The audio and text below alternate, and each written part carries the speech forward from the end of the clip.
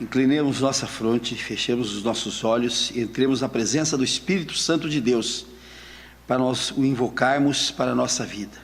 Ó Espírito Santo de Deus, nós te invocamos neste momento, para que tu tomes posse do nosso coração, para que tu entres em nosso coração e venha morar conosco, para que nós tenhamos a tua luz, a tua força, o teu poder, o teu fogo, a tua energia, a tua iluminação, dentro do nosso coração.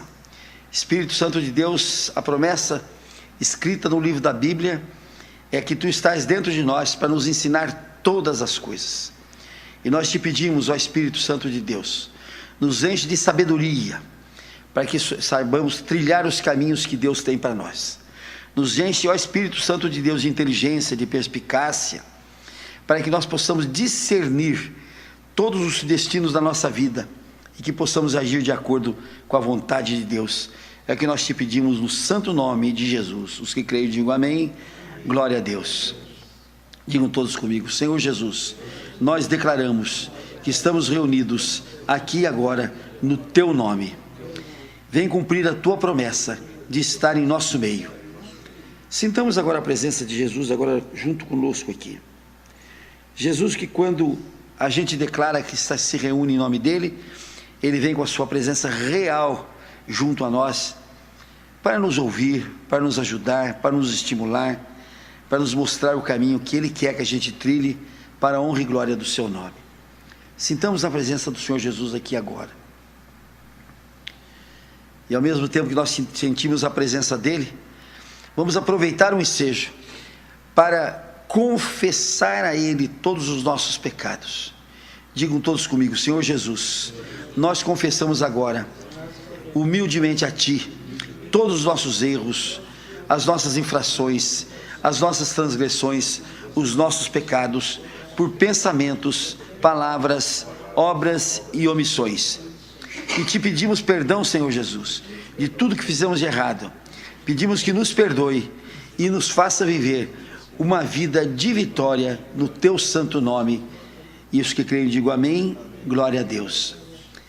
Declaremos agora a nossa vida entregue a Jesus. Digam todos comigo: Senhor Jesus, nós declaramos que te aceitamos em nossa vida como nosso único Senhor, Salvador e Redentor, como nosso único Deus, como Filho de Deus vivo. E com essa declaração nós nos tornamos filhos de Deus, e com esta confissão pública nós temos a garantia de que o Senhor nos confessa nos céus junto ao Pai. Nós te agradecemos no teu santo nome. Digam glória a Deus, amém. Vamos meditar agora hoje sobre algumas passagens da Bíblia que nos edificam, para que a gente, através dos exemplos da Bíblia, a gente possa construir uma vida melhor aqui nessa terra. Ontem eu fui embora para casa mais cedo, porque era dia do rodízio do meu carro. E chegando lá, liguei a televisão e dei numa emissora onde eu quase fui buscar uma bacia para botar embaixo da minha televisão, porque era tanto sangue que rodava ali, que eu acho que daqui um pouco vai manchar a minha sala. Aborrecido de ver tanto crime, tanto sangue, tanta coisa, e a Bíblia nos proíbe, a Bíblia diz que não ouviremos notícia ruim, que os nossos olhos não vejam coisas ruins. E ela promete para nós que quando a gente deixa de ver isso, a gente tem a visão de Deus em toda a sua extensão. A gente tem a terra toda à nossa frente para nós tomarmos posse dela, e vamos tomar posse da nossa terra celestial junto ao Pai. Essa é a promessa de Deus. Então eu digo, deixa eu procurar alguma coisa melhor. Aí bati numa outra televisão, eu digo, essa televisão, como foi comprada com dinheiro dos evangélicos, essa televisão deve estar falando de Jesus, deve estar falando de Deus. E cheguei lá, tinha um outro falando, olha, eu não sei quem fazia mais sangue, eu acho que eles apostavam para ver quem derramava mais sangue. Eu digo, meu Deus, mas que situação. Aí essa última emissora, onde é a emissora que foi comprada com o dinheiro dos crentes, com o dinheiro dos evangélicos, o sangue era tanto, que o apresentador, naquele estímulo dele, aquela coisa toda, e contando, ele chegou na hora e disse assim: não tem mais jeito não. O jeito é a gente criar mais varas criminais, botar mais juízes criminais, botar mais promotores, abrir mais cadeias, porque é esta a única solução que nós temos. Quer dizer, eu estranho que numa emissora em que foi comprada com dinheiro dos crentes, o dinheiro dos evangélicos, a única solução que o apresentador tem é essa, de se botar mais varas, para mais juízes trabalhar, para mais promotores públicos trabalhar, para mais gente ir para a cadeia, para mais cadeia se abrir. Aí eu me lembrei de um texto bíblico, que está aqui, no livro de Ezequiel. Ezequiel é o terceiro profeta dos grandes. O maior profeta dos grandes é Isaías, depois é Jeremias, e em terceiro lugar vem Ezequiel. E eu me lembrei que no capítulo 7 de Ezequiel, é intitulado assim: o fim vem, o fim vem.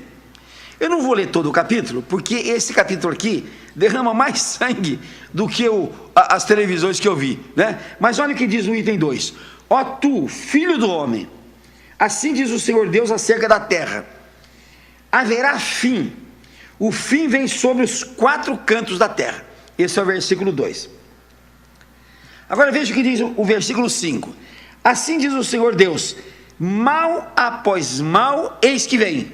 Olha o que o profeta Ezequiel viu nesta terra. A terra vai ter um fim, toda a terra vai ter um fim, e ele diz que enquanto esse fim não chega, mal após mal virá sobre a terra. Vamos ver o versículo 15, que eu separei. Diz assim: fora está a espada, dentro a peste e a fome. O que está no campo, morre a espada, e o que está na cidade, de fome e peste o consomem, além da espada.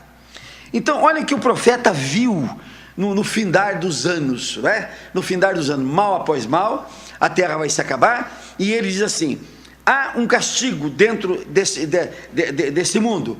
A espada vai matar os que estão no campo, e a espada, a fome e a peste vai matar aqueles que estão na cidade. Então vamos traduzir essa expressão: a espada, a fome e a peste. Não é preciso dizer o que é a espada. Quanta gente morrendo de violência. Agora há pouco eu vinha escutando o rádio, e diz que a cada dia morrem 10 mulheres de violência no Brasil. A cada dia morrem 10 mulheres. E a cada 10 segundos, uma mulher é espancada. Vejam bem a violência, como é que está nesse mundo. A cada 10 segundos, 1, 2, 3, 4, 5, 6, 7, 8, 9, 10, pá, tem uma mulher apanhou. Conta mais 10, outra mulher apanha. E assim, e as mulheres lutando, trabalhando. As mulheres hoje sustentam os lares, as mulheres hoje estão todas num esforço tremendo para sustentar os filhos, e de repente elas são judiadas, são espancadas, e a cada dia morrem 10 no Brasil inteiro. E o que está escrito aqui, isso é a espada. Agora, e a peste? É só ir nos hospitais. Vejam quantas doenças nós temos dentro dos hospitais, quanta gente sem conseguir entrar nos hospitais, quanta gente pelos corredores, quanta gente reclamando porque não há médico, porque não há solução. A peste está graçando em cima do povo. E a fome? Quanta gente subnutrida, quanta gente vivendo de expedientes de comida botada no lixo, quanta gente vivendo desta forma. Por quê? Porque o fim vem, e está escrito aqui no profeta Ezequiel, que a espada, a peste e a fome vai matar meio mundo. Aí vamos para o versículo, vamos pular o 23, que eu vou voltar no 23, e vamos ver aqui, no versículo 25. Vem a destruição, eles buscarão paz, mas não há nenhuma paz. Virá miséria sobre miséria, e se levantará rumor sobre rumor. Buscarão visões de profeta, mas do sacerdote perecerá a lei, e dos anciãos o conselho. Hoje, quem prega como eu prego não tem assistência. Agora, se eu anunciar aqui que amanhã, aqueles que estiverem me ouvindo vão receber uma profecia, vão receber uma visão do futuro, mas o Brasil inteiro vai estar ligado em mim.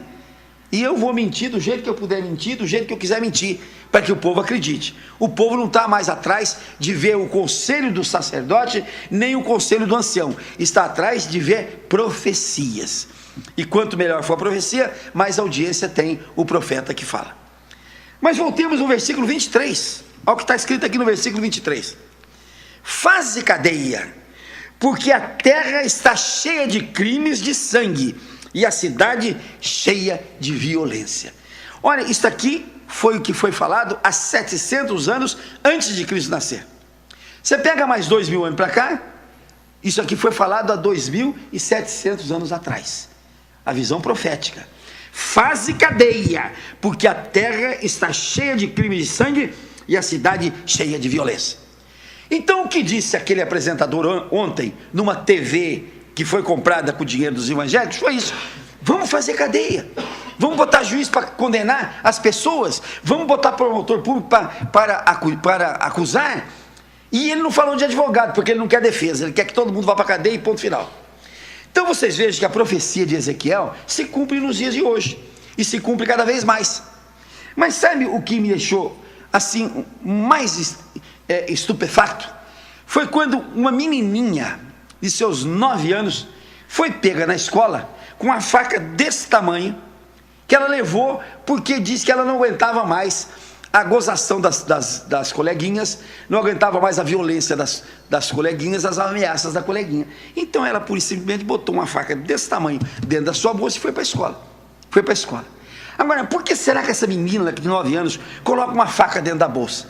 Porque ela viu alguns dias atrás uma mulher cortar o marido em pedaços e botar numa mala. Ela viu, aquilo saiu de manhã, de noite, de tarde, toda hora, todo momento, todo instante saiu. E depois daquilo, a moda pegou. Depois daquilo, muita gente matou, esquartejou, cortou com faca. E vimos uma notícia de um cidadão que trabalhava no frigorífico. Trabalhando no frigorífico, o celular dele tocava toda hora. Era uma zinga que ele arrumou. E a Zinha, sabendo que ele estava trabalhando, ligava para ele toda hora: eu te amo, meu amor, eu te amo, meu amor. E ele: eu também te amo, eu também te amo. E o chefe falou: filho, para com isso. Você está fazendo um trabalho perigoso com uma faca dessa aí? Você está fazendo um trabalho perigoso? Desliga esse celular. Não vou desligar coisa nenhuma. Desliga o celular, meu filho. Sabe uma coisa? Catou a faca e matou o chefe dele. Então vocês vejam que violência gera violência. E quando a notícia é dada, a Bíblia é sábia. Quando a Bíblia diz assim, que nós não ouviremos notícias ruins, nem coisas ruins, é porque quando a gente ouve uma notícia ruim, quando a gente vê uma notícia ruim, muita gente é encaminhada para fazer aquilo. Quanto bandido não vai fazer coisa ruim porque um outro bandido apareceu na televisão? E quanto bandido não faz coisa ruim para aparecer na televisão? Eu vou aparecer na televisão, você vai ver só. Eu vou aparecer. Então a notícia ruim, ela tem esse trajeto, ela leva outras pessoas a fazerem crimes. E essa menininha levou a faca para a escola. Aí o apresentador diz: temos de botar na cadeia a mãe dessa menininha. Então vamos botar na cadeia a mãe das menininhas que também estão provocando aquela menininha. E vamos colocar na cadeia a professora que não viu a menina com a faca, a diretora que não viu. Vamos botar todo mundo na cadeia? Aí o que o profeta diz: faze cadeia. Pode fazer cadeia, porque a cidade está cheia de sangue, de crimes de sangue, e a cidade cheia de violência. Isso aqui já é profecia. A cadeia está aí, e a solução não é fazer cadeia. A solução não é botar mais varas criminais. A solução não é mais colocar promotor público. Não é esta a solução. Não é mais colocar polícia. Essa não é a solução. E já vimos que não é essa a solução. Mas aquele apresentador que apresenta numa televisão que é comprada com o dinheiro dos crentes, ele não tem coragem de mostrar a solução. A outra televisão é uma televisão laica, uma televisão que foi comprada com o dinheiro da família, então eles digam o que quiserem lá. Mas aquela que foi comprada com o dinheiro do crente, com o dinheiro daqueles que creem no Evangelho, essa devia dizer qual é a verdade. Mas tenho certeza que ele não pode dizer a verdade. Que se ele disser a verdade, no dia seguinte ele está na rua. E aonde está a verdade? Vamos ver aqui no Salmo 146. Olha o que diz o Salmo 146. Louva minha alma ao Senhor. Louvarei ao Senhor durante a minha vida. Cantarei louvores ao meu Deus enquanto eu viver. Não confieis em príncipes, nem nos filhos dos homens, em quem não há salvação. Não vai confiar na polícia, nem no promotor, nem em juiz, nem nada disso. Sai-lhes o espírito e eles se tornam ao pó. Nesse mesmo dia perecem todos os seus desígnios.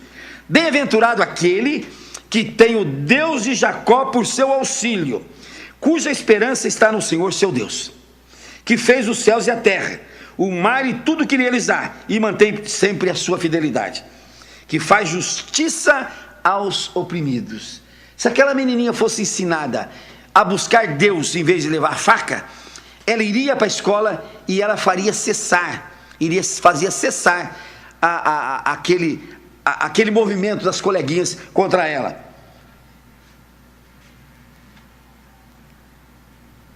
E diz assim: que faz justiça aos oprimidos e dá pão aos que têm fome.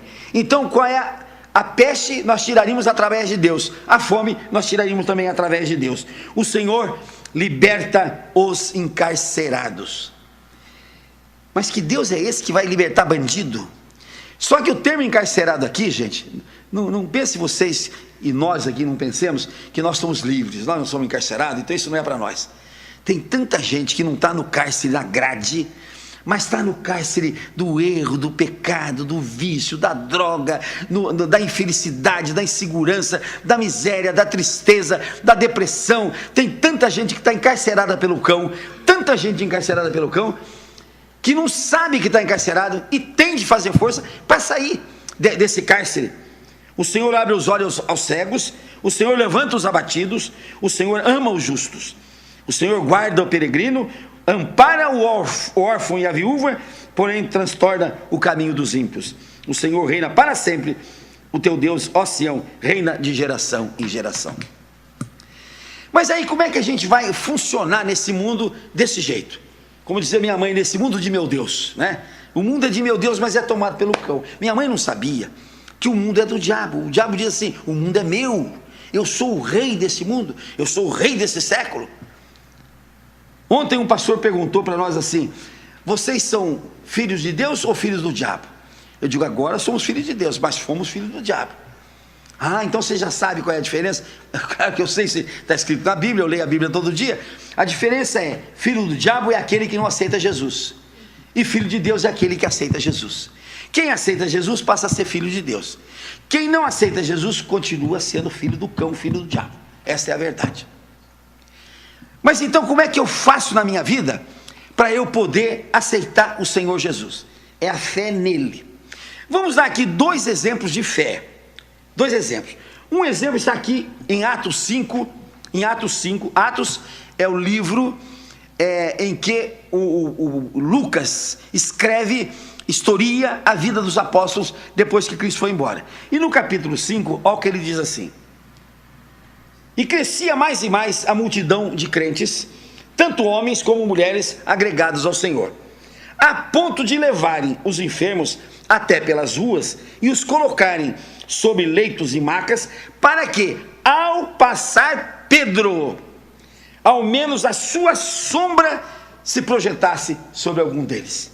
Então a sombra de Pedro passava e a sombra dele passava sobre os enfermos. E olha o que acontecia: afluía também muita gente das cidades vizinhas a Jerusalém, levando doentes e atormentados de espírito, imundos, e todos eram curados. E todos eram curados. A sombra de Pedro, ao passar pelos doentes, pelos que estavam possessos, curava a todos que estavam ali com fé. Mas não era a sombra de Pedro, era o Espírito de Jesus que estava em Pedro, e através do Espírito de Jesus, Pedro fazia com a sua sombra a cura daqueles que passavam. Eu me lembro de um programa de televisão que tinha um gaiato, que o outro contava uma mentira brava e o outro dizia assim: picorococó, né? Nessa altura deve ter gente falando: mas ai que mentira, picorococó. Meu filho, é melhor você acreditar. É melhor você acreditar do que ser descrente. É melhor você crer que o poder de Cristo faz isso do que você não crer. Vou dar um exemplo de ontem à noite.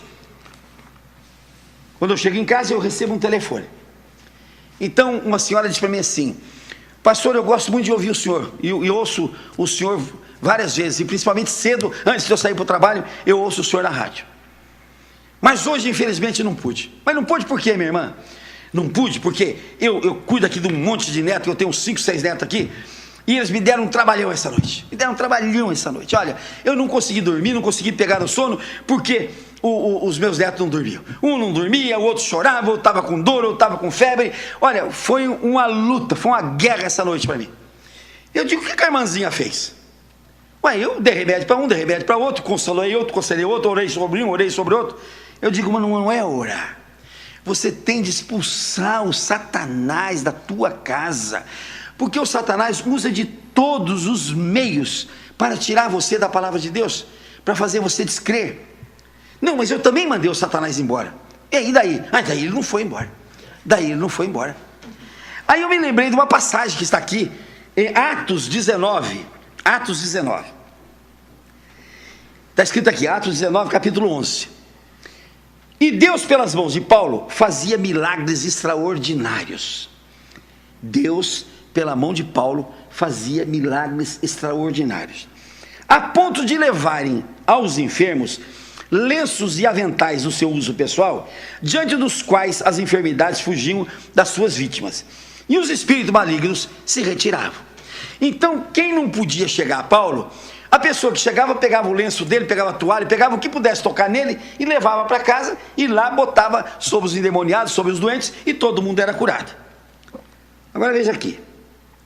E alguns judeus, exorcistas ambulantes, tentaram invocar o nome do Senhor Jesus sobre possessos de espíritos malignos, dizendo, olha, então teve gente que viu Paulo expulsar o demônio, disse, mas desse jeito eu também expulso, eu vou expulsar. Então, olha aqui, ele diz assim, esconjuro-vos por Jesus, a quem Paulo prega. Então veja bem, esconjuro-vos por Jesus, a quem Paulo prega. Não é o Jesus que eu creio, não é o Jesus que eu admito na minha vida, não é o Jesus em que eu tenho fé, não, eu esconjuro em nome de Jesus, aquele Jesus que Paulo crê. E os que faziam isso eram 7 filhos de um judeu chamado Seva, que era sumo sacerdote. Então os filhos de Seva, 7 deles, resolveram também expulsar os demônios. Mas o espírito maligno lhes respondeu, conheço a Jesus e sei quem é Paulo, mas vós quem sois? E os 7 emudeceram. Quando ele disse, esconjuro-vos em nome de Jesus, a quem Paulo prega, os espíritos malignos disseram, nós conhecemos Jesus, e conhecemos também Paulo, e vós quem sois? Eles emudeceram, olha o que aconteceu, e o possesso de espírito maligno saltou sobre eles, subjugando a todos, e de tal modo prevaleceu contra eles, que desnudos e feridos, fugiram daquela casa.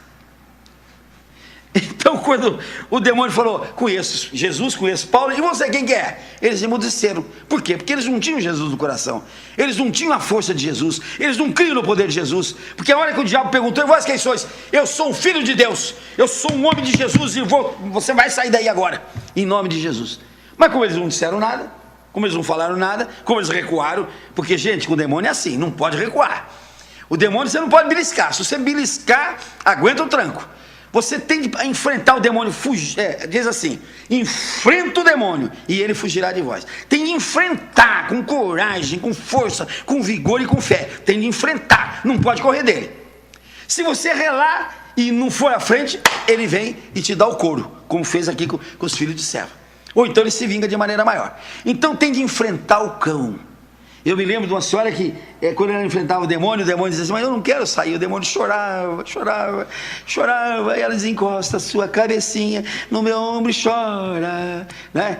Quer dizer, não é assim que trata com o demônio. O demônio a gente tem que tratar com ousadia, com coragem, com intrepidez. Você vai sair sim. Este filho é meu, essa filha é minha. Você vai sair dela agora em nome de Jesus.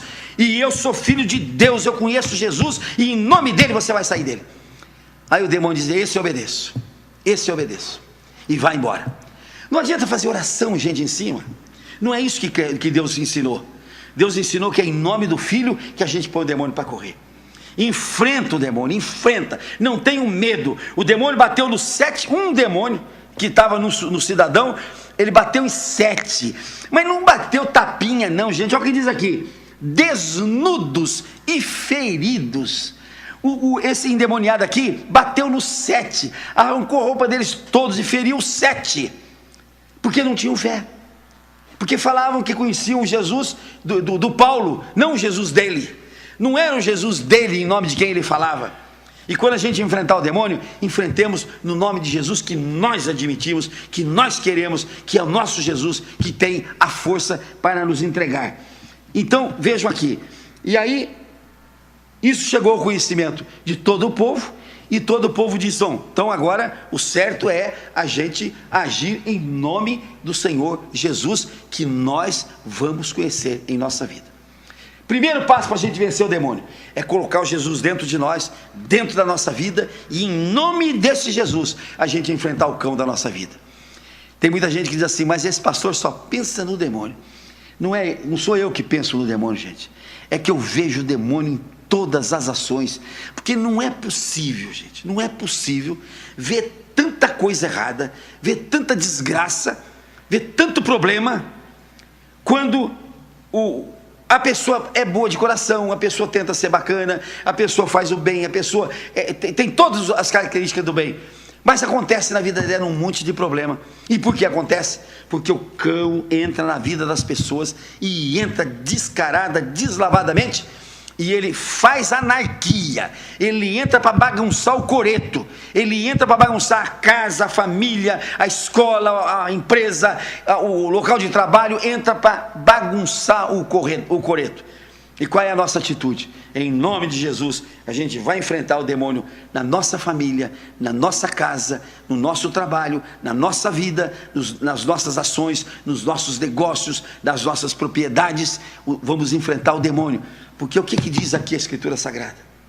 Diz que a nossa luta não é nem contra a carne, nem contra o sangue. A nossa luta não é contra o José, nem contra o Joaquim, nem contra o Antônio, nem contra a Maria, nem contra a Bernadette. A nossa luta é contra os espíritos malignos que entram nessas pessoas para fazer com que elas sejam destruídas e destruam as pessoas ao seu redor. Essa é a atitude que nós temos de tomar para que nós sejamos mais que vencedores em Cristo Jesus. Quem crê, diga amém. Amém. Glória a Deus. Vamos pedir agora ao Senhor Jesus que Ele nos dê esta fé e esta coragem e esta ousadia para nós enfrentarmos o cão da nossa vida. E vou convocar todo mundo que está com problema a fazer uma experiência, a chegar agora e chegar firme na cara do demônio e botar ele para correr. Tirar do filho, da filha, tirar do marido, da esposa, tirar das pessoas que estão em derredor, tirar daqueles que estão lhe fazendo mal, mas com coragem, com força, com fé. Oremos ao Senhor Jesus. Senhor Jesus, nos dá toda a fé, confiança e força e ousadia e intrepidez para que nós possamos enfrentar o demônio em nossa vida, para que nós tenhamos coragem de expulsar o demônio em todos aqueles que estão querendo nos fazer mal. Nós te pedimos essa fé, essa coragem em nome do Senhor Jesus. Os que creem digam amém. Glória a Deus. Oremos agora ao Pai Nosso. Pai nosso que estais no céu, santificado seja o teu nome, venha a nós o teu reino, seja feita a tua vontade, assim na terra como nos céus. O pão nosso de cada dia nos dai hoje, e perdoa as nossas dívidas, assim como nós perdoamos aos nossos devedores, e não nos deixes cair em tentação, e nos livra, Senhor, de todo mal, porque teu, Senhor, só teu é o poder, o reino, a honra e a glória para todos sempre. Amém. Vamos aplaudir o Senhor Jesus?